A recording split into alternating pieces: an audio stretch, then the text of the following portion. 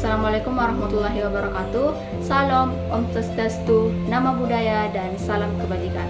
Perkenalkan, saya Nurfina Humaira dengan NIM 250404502011, jurusan Psikologi Pendidikan dan Bimbingan, Program Studi Bimbingan dan Konseling Universitas Negeri Makassar. Pada kesempatan kali ini, saya akan menampilkan hasil observasi saya dengan tema perkembangan peserta didik di jenjang pendidikan SMA. Tujuan dari observasi ini adalah untuk mengetahui perkembangan siswa SMA dalam berbagai aspek seperti fisik, kognitif, sosial, emosional, dan moral berdasarkan teori pengembangan yang sudah saya pelajari. Dalam video ini juga, saya akan menampilkan wawancara singkat bersama salah satu siswa SMA negeri di Kabupaten Bantaeng untuk melihat bagaimana teori pengembangan ini terjadi dalam kehidupan nyata remaja usia sekolah menengah atas. Baik, saya mulai pada pertanyaan pertama. Apa yang kamu lakukan untuk menjaga kesehatan di tengah aktivitas sekolah yang mulai padat? Yaitu dengan menjaga pola makan saya dan tentunya jam tidur saya. Juga saya jaga bahkan di tengah padatnya kegiatan. Baik, pertanyaan selanjutnya adalah bagaimana sikapmu jika melihat teman berbuat curang atau melanggar di lingkungan sekolah?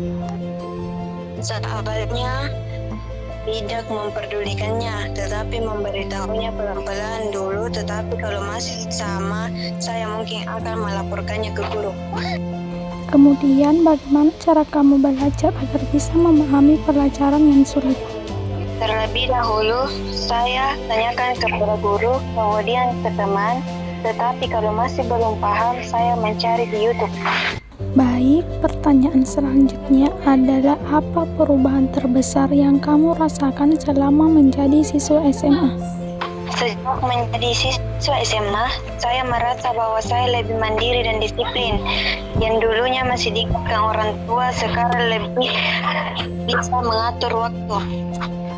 Berdasarkan hasil wawancara tersebut, dapat dilihat bahwa siswa SMA mengalami perkembangan yang sejalan dengan teori pengembangan yang sudah saya pelajari. Menurut Jean Piaget, pada tahap usia remaja, individu berada pada tahap operasional formal, yaitu kemampuan berpikir kritis dan sistematis. Hal ini terlihat ketika siswa mampu menjelaskan cara belajar dengan strategi tertentu, seperti membuat rangkuman dan belajar mandiri menggunakan media digital.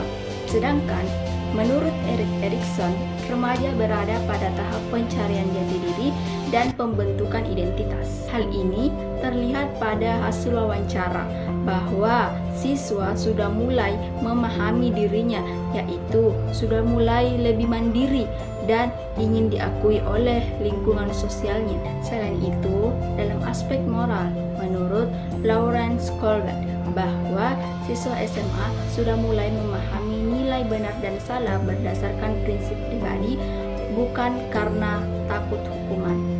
Hal ini terlihat dari sikap siswa yang berusaha menegur temannya yang melanggar aturan dengan cara yang baik-baik. Dari hasil observasi dan wawancara ini, saya belajar bahwa setiap peserta didik memiliki perkembangan yang berbeda-beda.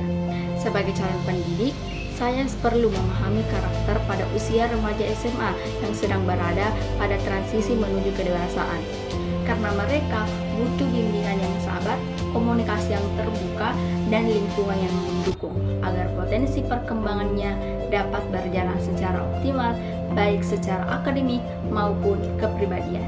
Berdasarkan hasil observasi dan analisis yang telah saya lakukan, dapat disimpulkan bahwa masa SMA adalah masa paling penting dalam pembentukan kepribadian peserta didik, karena dalam hal ini mereka belajar untuk mandiri, bertanggung jawab, dan berkarakter.